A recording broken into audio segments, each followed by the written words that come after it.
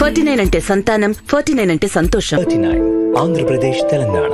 తూర్పుగోదావరి జిల్లా అనపర్తి నియోజకవర్గం రంగంపేట మండలం పాత వీరంపాలెం గ్రామంలో శుక్రవారం ఉదయం జీడి మామిడి తోటల్లో గుర్తు తెలియని వ్యక్తులు 38 సంవత్సరాల వయసు గల మగతను కాల్చి చంపేశారు అని తెలియడంతో అక్కడ ట్రాన్స్ఫార్మర్ దగ్గర ఆ పొలం రైతు చెప్పులు, సెల్ ఫోన్, బైక్ ఉండడంతో గ్రామస్తులు ఆ పొలం రైతు కేతామళ్ల వెంకటేశ్వర్లు అలియాస్ పోసయ్యను చంపేశారని పోలీసులకి ఫిర్యాదు చేయడంతో ఎస్ఐ విజయ్ కుమార్ కేసు దర్యాప్తు చేస్తూ పోస్టుమార్టం నిమిత్తం ప్రభుత్వ ఆసుపత్రికి తరలించగా మధ్యాహ్నం 2 గంటల సమయంలో వేరే ఫోన్ నుండి ఎవరైతే చనిపోయాడు అని అనుకుంటున్నారో ఆ పోసయ్య తన బంధువులకి ఫోన్ చేసి, నేను బ్రతికే ఉన్నాను, మన పొలం దగ్గర ఎవరో 3 వ్యక్తులు ఒక అతన్ని కాల్చివేయడం చూశాను, నేను కేకలు వేయడంతో వాళ్ళు నన్ను ఆటోలో తీసుకుని వెళ్లి కొట్టిపడేశారు, నేను చనిపోయాను అనుకుని వాళ్ళు వెళ్లిపోయారు అంటూ చెప్పాడు.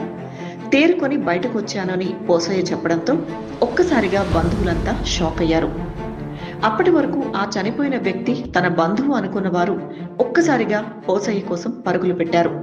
ఈ విషయం తెలుసుకున్న ఎస్ఐ విజయ్ కుమార్ అసలు ఆ చనిపోయిన వ్యక్తి ఎవరు, అతన్ని ఎవరు ఇక్కడికి తీసుకుని వచ్చి చంపేశారు అనే కోణంలో కేసు దర్యాప్తు చేస్తున్నట్టు తెలిపారు.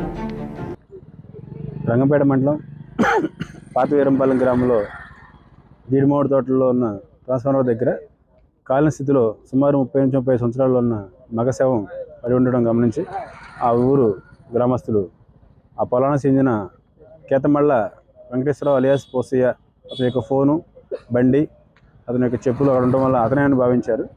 దీని మీద అనుమానాస్పద స్థితిలో ఉన్న శవం చూసి విలేజ్ అందరూ కూడా అతను చనిపోయి ఉంటాడని భావించారు ముందుగా. తర్వాత దీని మీద ఆ గ్రామ విఆర్ఓ గారైన రిపోర్టు తీసుకొని దాని మీద అనుమానాస్పద మృతిగా కేసు రిజిస్టర్ చేయడం జరిగింది. దర్యాప్తులో భాగంగా చనిపోయిన వ్యక్తి ఎవరనేది తెలియాల్సి ఉంది. విలేజ్ భావించిన వ్యక్తి మధ్యాహ్నం సుమారు 1:30 టైంలో ఫోన్ చేసి బంధువులకి నేను ఉన్నాను రాజమండ్రిలో అని చెప్పి తెలియజేయడం ద్వారా ఆ వ్యక్తి బతుకున్నాడని భావించి